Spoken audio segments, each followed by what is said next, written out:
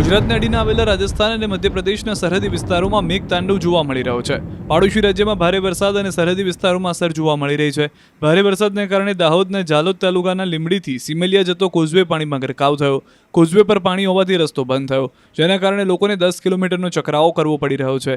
લીંબડીથી સિમલિયા, માટા પાટલા સહિતના ગામોને જોડતો આ કોઝવે છે.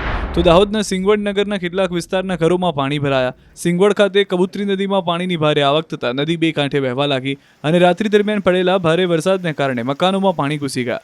વરસાદી પાણીનો નિકાલ ન હોવાને કારણે રોડ પર 1 થી 1.5 ફૂટ પાણી ભરાઈ જતા લોકો હેરાન પરેશાન થયા. આ તરફ સિંગવડથી મંડેર, માતાના પાલ્લા, વાડપીપળા, કાળિયારાય, કેળકુવા વચ્ચેના રસ્તા પર કબૂતરી નદીના પાણી ફરી વળતા ઘણા ગામો સંપર્ક વિહોણા બન્યા.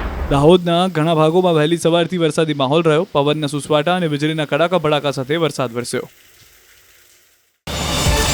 QR કોડ સ્કેન કરો અને ડાઉનલોડ કરો ન્યૂઝ 18 એપ. મેળવો ગુજરાત અને દેશ દુનિયાની પળે પળની અપડેટ્સ.